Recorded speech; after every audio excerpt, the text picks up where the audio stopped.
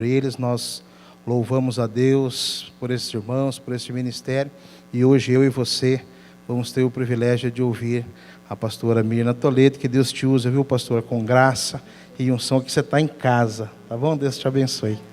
Obrigada. Bom dia, amada igreja. A graça e a paz de Jesus sejam multiplicadas sobre nossas vidas. Eu quero agradecer muitíssimo, é um prazer enorme conhecer os seus pastores, né? Pastor Valteir, pastor Rodrigo, suas esposas, obreira Elizabeth, a Samanta também. É um prazer enorme conhecer o que Deus está fazendo no meio de vocês. Ontem o evento foi maravilhoso. O Senhor realmente tem uma atenção especial com todo ser humano. E ontem Deus mais uma vez revelou o seu amor e o seu cuidado ao reunir tantas mulheres que precisam ouvir a palavra do Senhor. Eu tenho o prazer também de agradecer a irmã Gevani. Muito prazer, é um prazer conhecê-la, viu? Muito obrigada por esse momento tão especial que vocês me proporcionaram. Foi um privilégio para mim estar presente.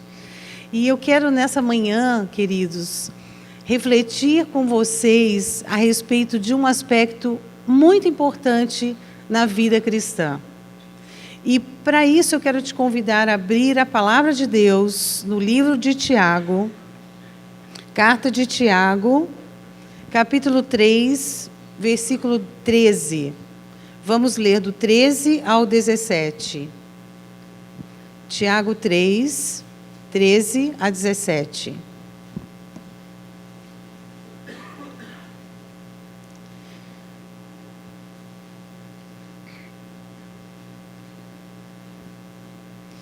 Quem entre vós é sábio e tem conhecimento?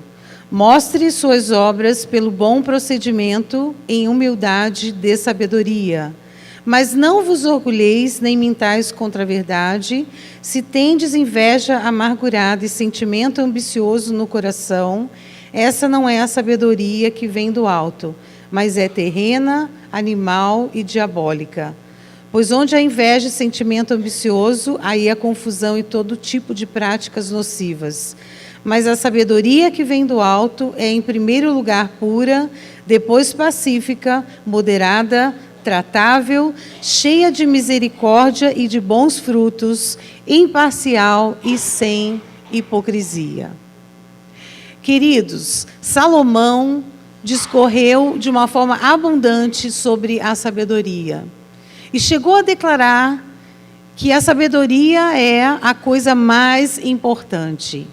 A sabedoria na vida, na nossa vida, na vida de quem conhece o Senhor Jesus, é absolutamente fundamental. Porque a sabedoria vai nos conduzir por caminhos que agradam o coração de Deus. Notem que esse texto que nós lemos começa com uma pergunta: quem dentre vós é sábio? Nós sabemos que Deus inspirou a palavra, o Espírito Santo inspirou a palavra, o próprio Deus. E ele começa fazendo uma pergunta: quem dentre vós é sábio? Quem dentre vós é sábio? Nós sabemos que Deus, quando faz uma pergunta, obviamente ele não está esperando uma informação, porque ele conhece todas as coisas, certo? Mas Deus, quando nos faz uma pergunta, ele está querendo nos chamar a atenção para nós refletirmos acerca do que ele está perguntando. E ele, nessa manhã, pergunta para mim e para você: quem de vocês são sábios e entendidos? E aí cabe nós refletirmos sobre o que é a sabedoria. Então eu peguei alguns conceitos sobre a sabedoria. A sabedoria, ela é mais do que conhecimento. Embora seja fundamental, ela é mais do que conhecimento. Porque vocês já devem ter percebido que existem pessoas que têm muito conhecimento, mas elas não conseguem operacionalizar esse conhecimento. Sabem, mas não praticam. Logo, não são sábias. Tem apenas conhecimento. A sabedoria é o uso correto do conhecimento. A sabedoria é olhar a vida com os olhos de Deus e praticar aquilo que agrada o coração de Deus. A sabedoria é uma habilidade que o próprio Espírito de Deus confere a nós. Mas existe uma parte que nos cabe, porque não bastaria que um líder e um pastor impusesse as mãos sobre a minha cabeça e transferisse sabedoria. Não, isso não basta. Sabe por quê? Porque eu preciso perseguir essa sabedoria. Como? Abrindo o meu coração para conhecer os princípios do reino de Deus, que estão inseridos na sua palavra. Há dois tipos de sabedoria nesse texto que nós lemos. Uma sabedoria que é humana, e uma terrena, e outra sabedoria que é divina. Essa sabedoria humana, ela é assim classificada pelos homens como sendo conhecimento. Existem pessoas que são versadas em história, em sociologia, em política, em filosofia. E esses consideram que conhecer muito é ser sábio. Mas Deus nos diz que não é. E nosso procedimento é que vai revelar a medida da sabedoria que eu e você temos. A sabedoria, portanto, ela é classificada com alguns atributos na palavra de Deus. Deus nos diz que a sabedoria é primeiramente pura, pacífica, moderada, tratável, cheia de misericórdia e de bons frutos. Ela é imparcial e sem hipocrisia. Então, ela é bem objetiva. A sabedoria de Deus tem atributos, ela tem qualificações. E é a respeito dessas qualificações que eu quero refletir com você nessa manhã. Primeiramente, a sabedoria de Deus, ela é pura. E essa pureza da sabedoria significa sem defeito moral. Significa que ela é íntegra. Ela é inocente, no sentido de se abster de toda maldade e impureza. Ela não é contaminada por motivos dúbios, duplos.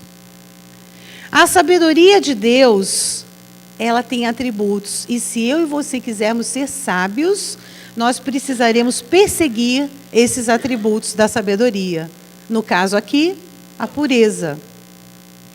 1 Coríntios 1,30 diz assim: Cristo Jesus, o qual foi feito por Deus sabedoria, justiça e santificação. Portanto, Paulo está escrevendo aos Coríntios, em 1 Coríntios 1,30, e dizendo que a sabedoria, ela é a própria pessoa de Jesus. Ele foi feito por Deus sabedoria. Porque nele estão reunidos todos esses atributos. Então, a sabedoria, primeiramente, é uma pessoa, Jesus Cristo. Vamos tirar o foco de um conceito vago e vamos colocar o foco na pessoa de Jesus, que é o nosso modelo. Então, para sermos sábios, nós vamos perseguir essa pureza. Salomão também declarou em Provérbios 2,7, que Deus reserva a sabedoria para aqueles que são puros ou retos de coração, como um escudo para os que caminham em integridade. Eclesiastes 1,10 diz assim: qual mosca morta faz com que o óleo do perfumista se estrague e produza mau cheiro, do mesmo modo, um pouco de insensatez pesa mais do que a sabedoria e a honra. Por que Salomão disse que quando uma mosca morta cai no perfume, ela estraga o perfume? Porque na época, os perfumes eram produzidos de forma artesanal. E de forma artesanal, eles se tornavam mais vulneráveis a contaminações. Então, se o recipiente que continha o perfume fosse deixado aberto, o que aconteceria? Uma mosca poderia cair ali, morrer, e contaminaria todo o perfume. Isso é uma analogia para dizer que eu e você precisamos cuidar de todas as coisas que têm o potencial de contaminar as nossas vidas. Nós precisamos realmente atentar para aquilo que pode contaminar as nossas vidas, assim como o perfume era contaminado, eu e você precisamos fugir também de tudo que contamina. Portanto, sem sermos religiosos, nós precisamos prestar muita atenção. Agora eu quero aplicar para a sua vida. Eu quero dizer que eu e você precisamos estar muito atentos àquilo que penetra os nossos sentidos. Aquilo que nós vemos, aquilo que nós tocamos, aquilo que nós ouvimos, tem o poder de exercer uma influência sobre nós e pode contaminar a nossa pureza. Por isso nós precisamos estar atentos aos livros que chegam até nós e nós lemos, aos filmes que nós decidimos assistir ou aos seriados que decidimos assistir, ou os relacionamentos que decidimos ter, as amizades que escolhemos ter. Porque, como dizia minha avó, diga-me com quem andas e te direi quem és.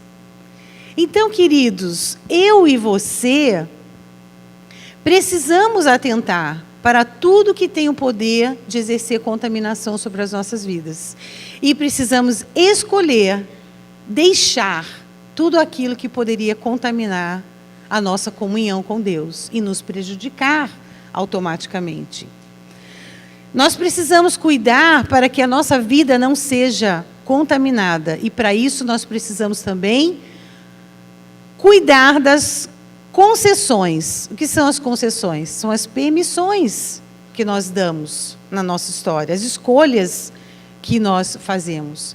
Como eu disse, do que vemos, do que ouvimos, do que tocamos, das influências que recebemos, das amizades que temos e de tudo mais que cerca os nossos sentidos, que cerca os nossos relacionamentos.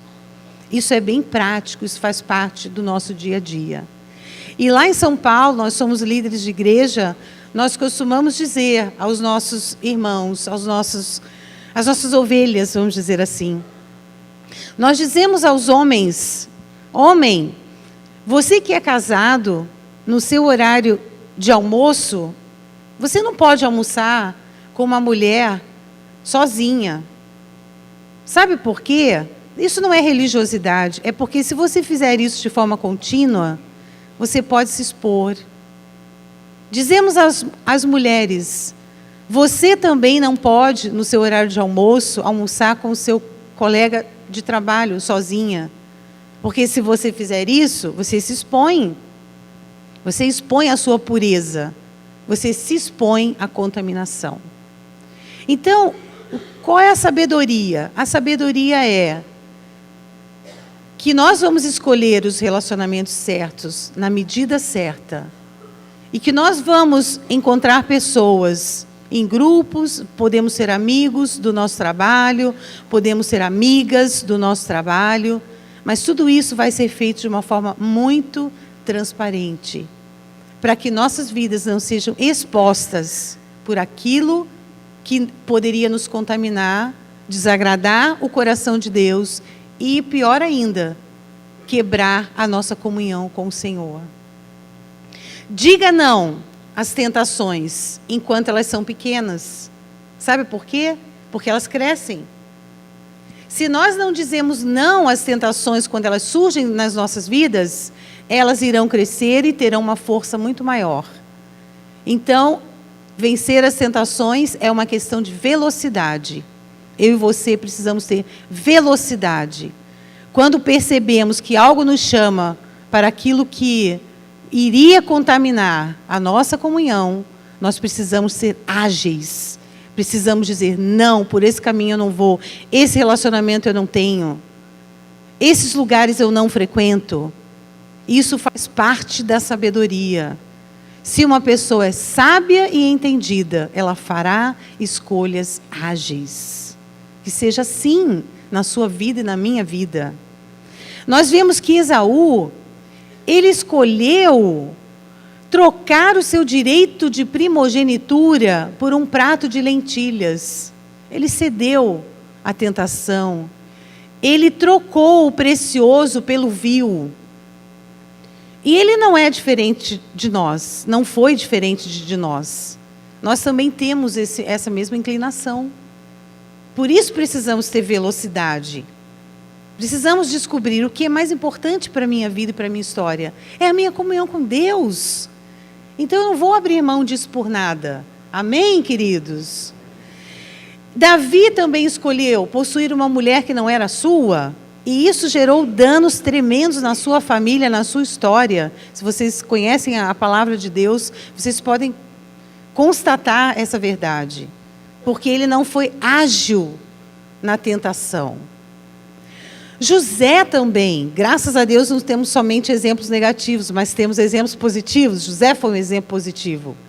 Ele foi seduzido por uma mulher, a mulher do seu chefe, do dono da casa da qual ele cuidava. A mulher dele tentou seduzi-lo, mas ele disse: como pecaria eu contra o meu Deus? E fugiu, e foi ágil. Ele escolheu agradar a Deus em vez de ter um prazer temporário. Eu e você precisamos entender que agradar a Deus, viver na vontade de Deus, ter pureza na nossa vida, como efeito da sabedoria, vale mais a pena, porque isso tem um fruto eterno. Isso não é temporário, isso não é passageiro, isso produz um fruto eterno. Então vamos escolher prazeres que são lícitos e fugir de tudo aquilo que nós sabemos que aos olhos de Deus não agrada. Em segundo lugar, a sabedoria é pacífica. Que desafio é esse, não é verdade? Vivemos em paz com as pessoas. Vivemos em paz, relacionamento de paz entre marido e esposa, entre pais e filhos, entre irmãos, entre chefe e chefiado, né? Que desafio é esse? Porque nós somos pessoas diferentes, nós temos ritmos diferentes, nós temos mentalidades diferentes, temperamentos diferentes, mas a sabedoria é pacífica. Eu costumo dizer para o meu marido, porque o nome dele, Djalma, significa pacificador. E eu costumo dizer para ele: Djalma, você realmente corresponde ao significado do seu nome. Porque ele quer viver em paz com todo mundo. Graças a Deus por isso. Graças a Deus, porque ele demonstra na sua história a medida de sabedoria que já tem absorvido de Deus. E eu me alegro muito por isso. E esse desafio de viver em paz com as pessoas vai requerer de nós alguns aprendizados, né? Primeiro, quando nós vamos conciliar duas pessoas que estão em conflito, Salomão nos dá a diretriz. Ele diz assim em Provérbios 18, 17: o primeiro a defender a sua causa parece justo, até que venha o outro e o conteste. Não é verdade, pastor Valtenir? O senhor sabe bem disso, né? Na sua profissão. O primeiro a contar a história vai te parecer muito justo, até que você ouve o outro lado da história para ter o equilíbrio, para saber qual é a medida, qual é a contribuição de cada um no conflito. Porque, via de regra, ambos têm contribuições num conflito. Então, seja sábio quando você tiver que aconselhar uma pessoa, conciliar pessoas, ouvindo ambas as partes. Porque sempre, ao ouvir ambas as partes, você vai ampliar o seu horizonte, a sua compreensão, e muitas vezes o conselho que você dará será mais bem fundamentado e será justo. Até para estabelecer paz, nós temos que ouvir sempre os dois lados. Para nós estabelecermos paz, em segundo lugar, nós temos que nos dar por vencidos, muitas vezes. Sabe por quê? Porque o orgulho, ele vai querer sempre nos fazer dar a última palavra. Eu ouvi uma mensagem da Joyce Meyer. Quantos de vocês conhecem a Joyce Meyer? Uma líder americana, uma mulher extremamente usada por Deus, autora de muitos livros. E eu leio tudo que ela escreve. E, na realidade, ela conta que ela tinha um conflito com o esposo, e todas as vezes que eles assistiam juntos um filme, ele dizia, esse é o ator tal. E ela dizia, não é, o nome do ator é tal. E eles ficavam ali discutindo, até que pudessem assistir o filme até o final e ver a ficha técnica. Então, tá vendo? Eu te falei, eu te disse. Nós temos essa inclinação de querermos dar a última palavra, não é verdade? Será que sou só eu que sou assim? Será? Será, Evinha? Acho que não, né? Então, nós precisamos aprender a nos dar por vencidos. Sabe por quê? Porque tem coisas que são irrelevantes. Não fazem a menor diferença que você tenha razão. Deixa passar. Não gere um conflito por causa disso. É claro que quando eu digo nos darmos por vencidos, eu não estou dizendo de comprometer a verdade, certo? A verdade é verdade, o certo é certo, o errado é errado. Mas existem coisas que são absolutamente desnecessárias de nós darmos a palavra final. Porque isso só manifestaria o nosso orgulho, o nosso desejo de sermos os donos da verdade. Quando o que você tiver que defender for relevante, então sim, então persiga essa verdade e defenda essa verdade. Mas aprenda a se dar por vencido para ter paz. Na família, no trabalho, na universidade, na escola, onde você estiver, na igreja. Porque isso é um mecanismo de sabedoria. Outras dicas práticas para nós termos paz com as pessoas é evitarmos comparação. Comparação é algo terrível. Já viram aqueles pais que falam assim, porque o seu irmão, ele se sai muito bem na escola. Porque a sua irmã é excelente, ela toca muito bem, ela canta muito bem. Ela é maravilhosa, ele é maravilhoso. Gente, se nós como pais fizermos isso, nós estaremos destruindo a identidade dos nossos filhos. Então, você que é pai, você que é mãe, para ter paz, para não gerar conflitos entre esses filhos, porque aquele que é inferiorizado normalmente começa a resistir o outro que é mais admirado pelo pai ou pela mãe. Então, se você quiser ter paz, evite comparações, evite críticas, evite condenação, porque quando nós condenamos, nós impomos sobre as pessoas rótulos. E isso não é a vontade de Deus. Sabe por quê? Porque Deus tem um olhar absolutamente diferente das pessoas. Ele olha as pessoas com um olhar que nós nem sempre identificamos. Deus muitas vezes olha, como ele disse a Gideão, que ele era um homem valente. Mas será que ele era valente quando o Senhor falou isso para ele? Ainda não era, mas Deus o via dessa forma. E nós, pais, precisamos declarar sobre os nossos filhos aquilo que nós queremos ver materializado, e não aquilo que nós estamos vendo concretamente. Eu tenho 2 filhas. Uma delas tem 31 anos e a caçula tem 23 anos. 23, isso. E eu lembro que a minha filha mais velha, quando ela estava na juventude, ela viveu uma crise muito grande. E na crise dela, ela praticou uma ação errada. Ela fez uma coisa errada que nos aborreceu, nos chateou muito.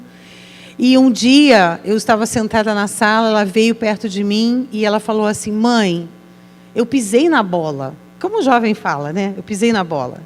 Eu falei assim, filha, essa não é a sua identidade. Isso foi apenas um comportamento. E quando eu falei isso para ela, os olhos dela brilharam. Sabe aquela coisa que a gente fala como pai, como mãe, que os olhos brilharam. Porque quando eu disse isso, ela enxergou que, de fato, um comportamento errado não era a identidade dela. E nós precisamos começar a enxergar isso na nossa família, nos nossos queridos, na nossa igreja, nas pessoas que nos cercam. Comportamentos são passíveis de erro, mas você e eu precisamos olhar a identidade das pessoas. Eu sempre penso, nós somos a habitação do Espírito Santo. Eu e você temos o Espírito Santo residindo dentro de nós. E vocês não acham que esse Espírito Santo que ressuscitou Jesus dentre os mortos é mais do que suficiente para alterar o curso da história de qualquer pessoa que já foi selada por Ele? Quando nós nascemos de novo, nossa aparência física continua a mesma, mas o nosso espírito é selado pelo Espírito de Deus. E o Espírito de Deus tem propósitos muito objetivos de nos transformar. Porque Deus nos ama tanto, mas tanto, que Ele tem o propósito de fazer de nós pessoas maduras, pessoas melhores, melhores pais, melhores mães, melhores líderes, melhores filhos, melhores liderados. O Senhor realmente quer que nós vivamos isso. E a base disso tudo é a paz. Porque onde existe conflito, existe a operação de espíritos malignos. Onde existe contenda, existe espaço para a operação de espíritos malignos. E nós temos que resistir. Todos os dias. Sabe quando você diz assim, essa pessoa não vai tirar a minha paz. Eu declaro paz sobre essa pessoa. Isso é bem prático. Jesus, quando enviou os discípulos, Ele disse, quando vocês entrarem numa casa, forem bem recebidos ou não, declarem paz sobre a casa. O máximo que vai acontecer, se as pessoas não receberem a paz retorna para você. E isso define o nosso equilíbrio emocional. Porque quando nós não temos paz, nossas emoções ficam borbulhando, ficam afloradas, ficam descoordenadas. Então, querido, lute, faça tudo o que estiver ao seu alcance. Como Paulo disse, enquanto depender de vós, tende paz com todos. E muitas vezes depende de nós. Em terceiro lugar, a palavra de Deus nos diz que a sabedoria é moderada. A moderação é um sinônimo de equilíbrio. Nós precisamos ter equilíbrio na nossa vida. Sabe por quê? Porque se nós não tivermos equilíbrio em tudo que fizermos, nós vamos degenerar em alguma coisa. Uma pessoa que é extremamente excelente em tudo que faz, ela pode se tornar intolerante com aqueles que não têm a mesma excelência. Então nós temos que pensar, se eu sou excelente, eu preciso treinar o outro para ser tão excelente quanto eu. Ou pelo menos se aproximar da excelência que eu tenho. Equilíbrio. Se eu sou uma pessoa culta, se eu gosto de ler muito, se eu gosto de estudar, o que eu preciso?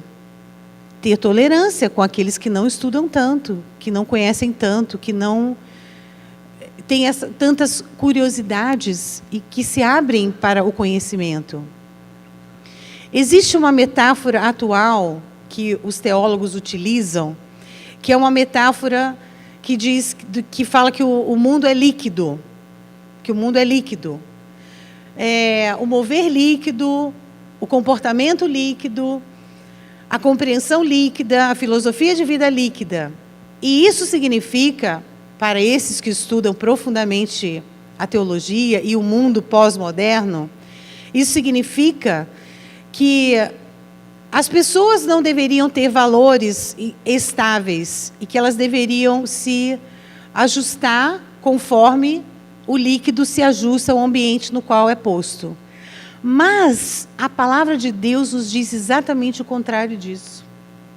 Porque ela diz assim, peço-vos, irmãos, que não vos conformeis com este mundo, que não tomem a forma desse mundo, mas transformem-se pela renovação do vosso entendimento.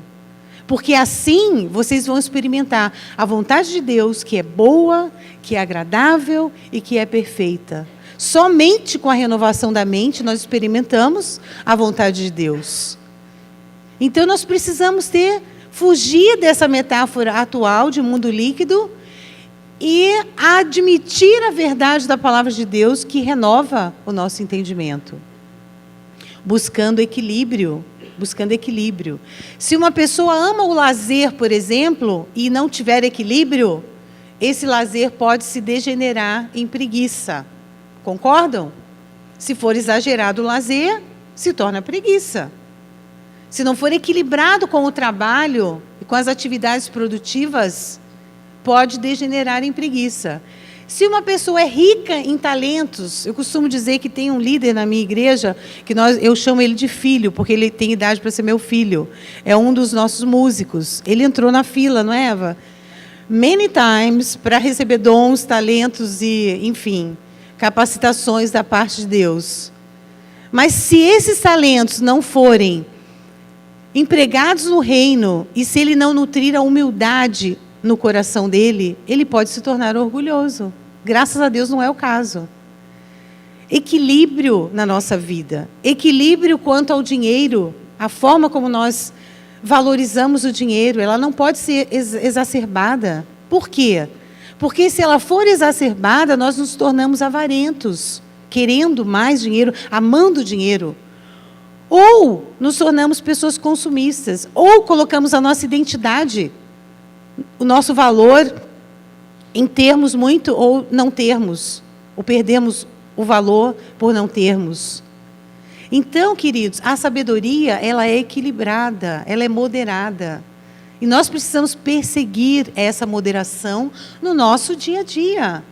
Porque isso vai realmente fazer de nós pessoas maduras em Deus. Maduras em Deus. Em São Paulo, nós lidamos com um contexto no qual homens e mulheres trabalham muito. E homens trabalham assim de uma forma workaholic mesmo. E o que acontece? Muitos maridos trabalham tanto porque eles têm o paradigma de que eles querem ser muito produtivos, porque eles querem ganhar muito dinheiro, porque eles querem dar muito conforto para as suas famílias. Só que muitos deles perdem as suas famílias, porque eles saem de manhã tão cedo que eles não veem a família.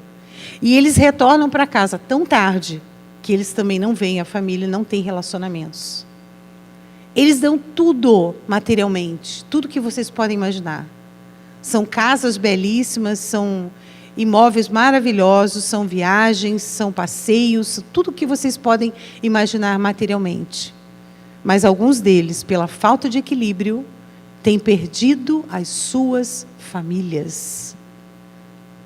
E nós precisamos fugir dessa intensidade, desse foco centrado somente num aspecto, porque a sabedoria de Deus é equilibrada. Em quarto lugar, a sabedoria de Deus é tratável, é um outro atributo. E a pessoa tratável, o ser humano tratável, é aquela pessoa que admite seus erros. É aquela que sabe dizer: irmão, me perdoe, eu errei. Eu falei de uma forma como não deveria ter falado. Esposa que diz ao marido: amor, me perdoe, eu não deveria ter falado assim, eu errei, eu exagerei. Maridos que dizem às suas esposas: eu errei, eu fui rude. Ser tratável é ser ensinável, é ser corrigível, é ser capaz de reconhecer os seus próprios erros e pedir perdão quando é o caso. Aliás, pedir perdão é um princípio absolutamente central do cristianismo. O que a palavra de Deus diz? Se nós chegamos ao altar de Deus, estamos caminhando para o altar de Deus, levar a nossa oferta e nos lembrarmos que alguém tem algo contra nós, devemos interromper o ato de adoração por meio da oferta e devemos ir até a pessoa e pedir perdão. E sabe, nós não pedimos perdão somente quando estamos errados. Nós pedimos perdão quando a pessoa se sente ofendida, ainda que nós entendamos que não ofendemos. Esse é o princípio da palavra de Deus. Pedir perdão é uma condição para que eu e você sejamos perdoados por Deus. Perdoarmos para que sejamos perdoados por Deus. Então, queridos, nós temos que crescer nisso, não é verdade? E outra coisa muito importante é que nós precisamos, para sermos tratáveis, precisamos obedecer à lei das diferenças. Porque as pessoas são diferentes de nós. O próprio apóstolo Paulo, quando escreveu aos Coríntios, ele fez uma analogia, dizendo que nós, como igreja de Jesus, nós somos um corpo. E como o corpo que tem muitos membros, e todos os membros têm a sua função, cada membro é importante, é significativo. Então nós precisamos obedecer ao princípio das diferenças, à lei das diferenças. Porque, invariavelmente, nós vamos lidar com pessoas diferentes de nós, como eu já havia mencionado antes. Um outro princípio central que nós precisamos obedecer é o princípio do protocolo. Quando nós entramos num lugar, qualquer que seja, nós precisamos saber como funciona esse lugar. Não somente na nossa indumentária, mas também no nosso comportamento. E nós vemos na narrativa bíblica que isso também foi explicitado. Nós vemos a narrativa bíblica que os egípcios não gostavam de barba. Barba para eles era uma abominação, o que já não acontece com os judeus, certo? Então, o que aconteceu? Quando José foi se apresentar diante do faraó, ele precisou se barbear, porque ele não podia ir barbado à presença do faraó. O que é isso? É a lei do protocolo. Cada lugar tem as suas leis protocolares e nós precisamos obedecer. Outro exemplo bíblico, a rainha Esther, quando ela foi ali na Pérsia, quando ela passou por aquele concurso de beleza que eu costumo chamar, para ser eleita a rainha, a futura rainha, ela se preparou durante um ano com perfumes, essências, com especiarias. Por quê? Porque os persas valorizam grandemente o perfume.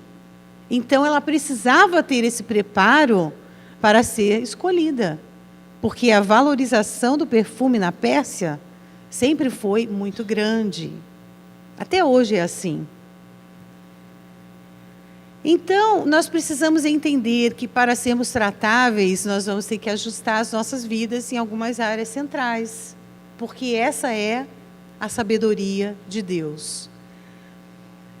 Precisamos conhecer os contextos onde nós nos inserimos. Precisamos saber entrar e precisamos saber sair. Não foi assim que Salomão pediu a sabedoria de Deus? Senhor, me ensina, eu quero saber entrar e quero saber sair. Não foi isso que ele pediu? Então isso vale para a minha vida e para a sua vida. Eu costumo dizer na nossa igreja, às mulheres, algo que eu considero central. A palavra de Deus diz que a mulher sábia edifica a sua casa.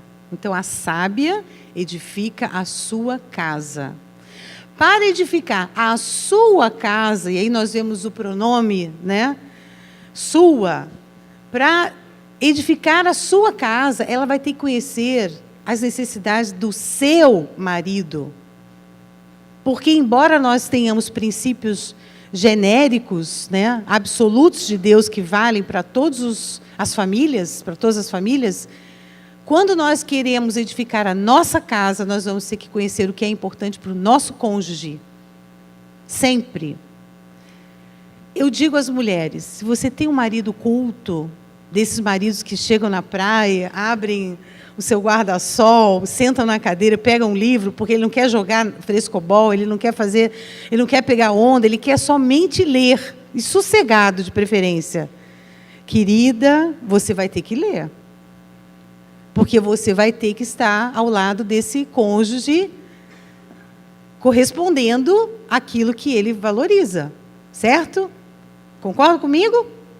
Quem vai dizer amém? Amém. Eu digo sempre isso, nós precisamos corresponder.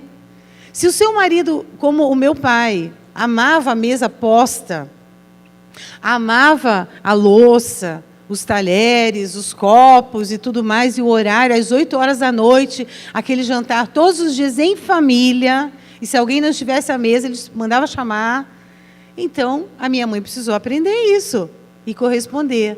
E sabe o que é melhor? Ela fez, ela correspondeu todas as noites, porque o horário que ele chegava do trabalho, nós jantávamos juntos, e a mesa sempre arrumada. E não tinha esse negócio como hoje na nossa geração, que os filhos chegam, veem tudo arrumado e falam, quem vem aqui em casa hoje? Não tinha isso, porque era diário. Diário, ela fazia o melhor, porque ele atribuía um grande valor a esse momento de refeição em torno da mesa e com tudo arrumado, com a melhor louça, o melhor copo, enfim, com tudo que havia de melhor na casa. Para nós sermos pessoas maduras, nós precisaremos aprender as diferenças e respeitá-las. Em quinto lugar, a sabedoria é misericordiosa. Ser misericordioso é ser capaz de colocar o seu coração nas misérias do outro. Misericórdia. Colocar o coração, essa é a origem da palavra. A etimologia. Colocar o coração nas dores do outro. Eu sei que tem algumas pessoas que têm um dom especial de misericórdia. E para elas é tão simples. É tão simples ir às comunidades carentes, é simples fazer uma visita no hospital, isso é prazeroso, a pessoa tem uma grande alegria em realizar isso, porque é um dom de misericórdia, segundo a palavra de Deus nos declara. Mas nem todos nós temos o dom de misericórdia, mas nós precisamos crescer em misericórdia, ainda que não tenhamos o dom. Porque ao nosso redor existem pessoas necessitadas o tempo inteiro, necessitadas de alimentos, necessitadas de conselho, necessitadas de ajuda familiar, necessitadas de medicamentos, necessitadas de roupas. Existem pessoas que precisam da nossa ajuda. E nós vamos compartilhar o amor de Deus de forma muito prática, colocando o nosso coração nas dores das pessoas. Ontem no chá eu pude compartilhar de algumas experiências que eu tive num determinado período da minha vida, durante alguns anos da minha vida, de uma enfermidade muito séria. E eu sei que antes disso, eu não tinha essa postura de misericórdia em relação aos enfermos, em relação àqueles que estavam hospitalizados. Hoje, quando eu sei que uma pessoa está hospitalizada, quando ela vai passar por uma cirurgia, ou quando ela está ali precisando de um apoio, eu sou a primeira a dizer, eu quero ir, eu quero visitar, eu quero estar lá, eu quero ir lá fazer uma oração. Não digo para vocês que isso é uma coisa fácil para mim, não é. Não é. Porque, ocasionalmente, me vem à memória de algumas experiências que eu tive naquele contexto hospitalar, mas eu vou assim mesmo. Teve um jovem da minha igreja que teve um câncer, leucemia, muito jovem, 18 anos. E ele ficou extremamente abatido. E conversando com a mãe dele, eu disse, eu quero fazer uma visita. E aí a mãe achou por bem me deixar sozinha com ele. Como eu já passei exatamente por essa experiência de ter tido um câncer, eu fiquei cerca de 20 minutos conversando com ele no quarto, só eu e ele. Sentei no sofá, ele estava na cama, muito debilitado, e eu pude dizer àquele jovem, querido, o Deus que operou na minha vida pode operar na sua vida.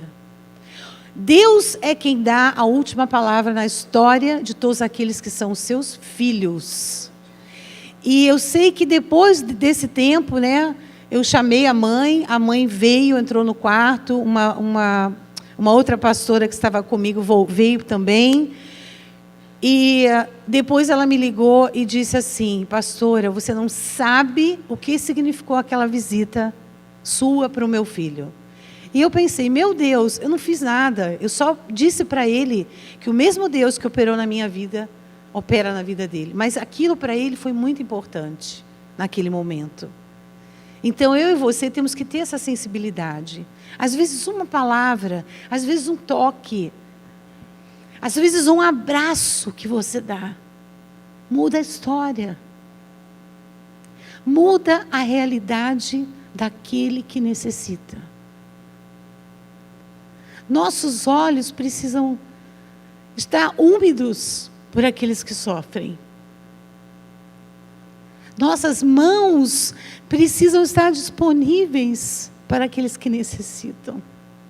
Porque nós somos o canal do amor de Deus. E só o Espírito Santo pode produzir em nós essa sensibilidade e gerar em nós essa sabedoria. Eu tenho alguns exemplos bíblicos que falam que Jesus foi movido por compaixão. O cego Bartimeu, ele disse: Senhor, tem misericórdia de mim. E o Senhor o curou. Os 10 leprosos foram curados, embora somente um tivesse voltado para agradecer, mas a misericórdia de Jesus os alcançou. A mulher cananeia disse a Jesus: Senhor, tem misericórdia da minha filha, porque ela está horrivelmente endemoniada. E Jesus a libertou. O pai do jovem epilético, o surdo e mudo, que precisava de libertação, ele foi liberto porque a misericórdia de Jesus foi direcionada.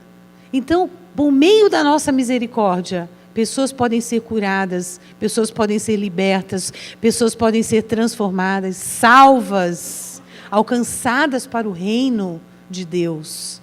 Então, queridos, vamos ser misericordiosos. Vamos estender nossas mãos, nossas orações, nossa ação para alcançar essas vidas.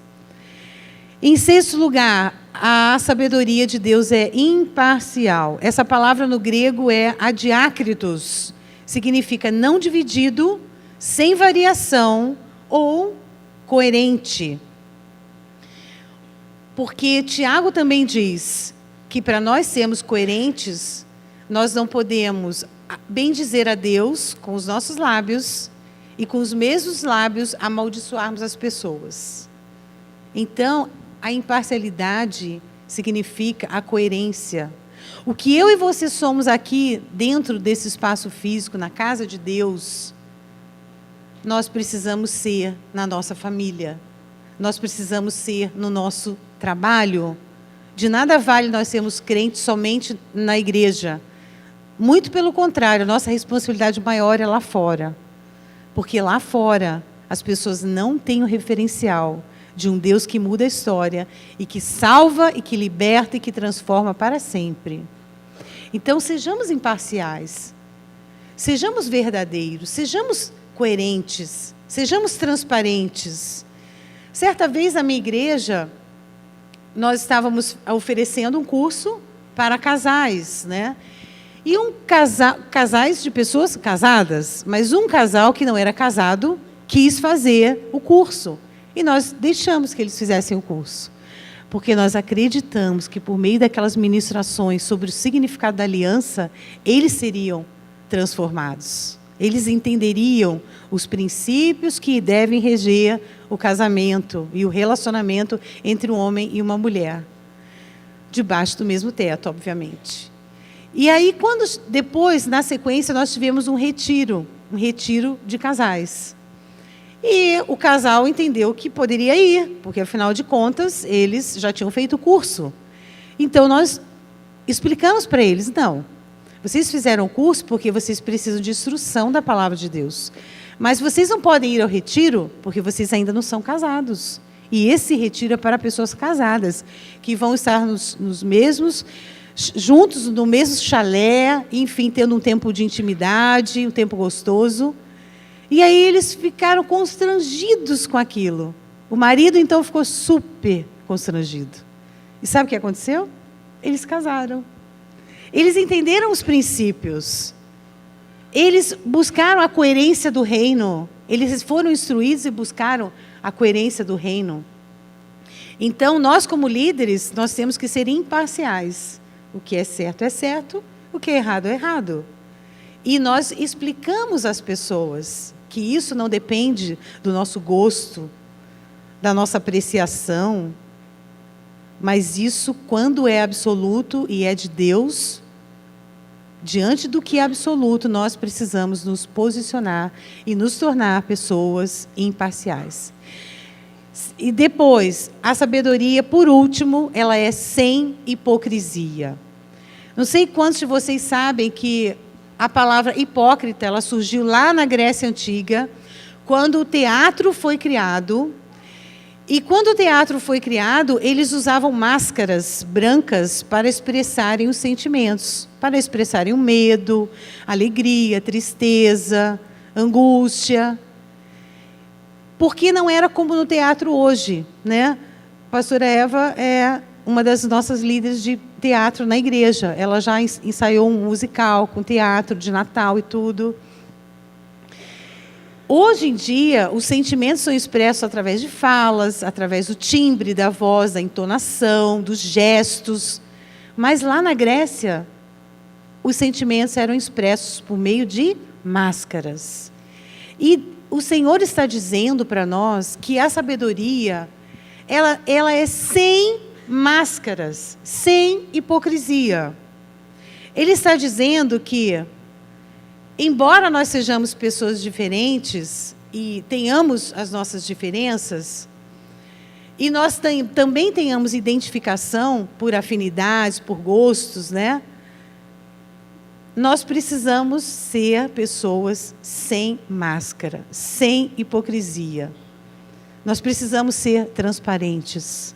O que eu sou, e essa é uma luta de todos nós que somos seres humanos, o que eu sou num chá, high society, como o de ontem, eu preciso ser no meu dia a dia. Eu preciso ser. É claro que nós ajustamos a nossa forma de vestir, porque seguimos a lei do protocolo, não é verdade? Mas nós precisamos ser quem nós somos. A autenticidade faz parte das nossas vidas. É muito importante, e eu acho que é precioso quando você lida com uma pessoa autêntica, porque se alguém vier dizer a você, aquele autêntico fez isso, das duas uma, você sabe que ele fez mesmo ou que ele não fez. Nós não podemos ser um com cada um. Em síntese, é isso que eu quero dizer. Porque a sabedoria vai querer que nós sejamos pessoas imparciais. Imparciais. Queridos, Isaías 54, para finalizar, nos diz: não o impeças. Não o impeças. 2 vezes esse termo, essa expressão é repetida. Se eu e você quisermos ser pessoas sábias, a grande responsabilidade está comigo, está com você. Porque a fonte da sabedoria já reside dentro de mim e de você. Então, nós devemos dar espaço para que o Espírito de Deus faça essas transformações nas nossas vidas. Faça de nós pessoas puras, pacíficas, moderadas, tratáveis, cheias de misericórdia e cheias de bom fruto, imparciais e sem hipocrisia. Essa é a palavra que o Senhor colocou no meu coração para a igreja dele. E eu clamo que essa palavra produza frutos na sua vida, e não só os nossos mais próximos possam perceber a sabedoria de Deus, mas especialmente todos aqueles que nos cercam e não conhecem Deus, possam perceber que a sabedoria do Senhor está sobre nossas vidas. Em nome de Jesus, seja assim. Amém. Amém, querido? Você foi abençoado? Amém. O chamado de Deus para nós, né? É para que sejamos sábios. Tiago está dizendo isso já no 1º capítulo, né? Aquele que tem falta de sabedoria, o que diz lá? Então fica de pé, vamos pedir a Deus, né? Peça a Deus que a todos dá liberalmente, não dá de conta gota, dá em abundância, né? Nós precisamos pedir isso de Deus. É um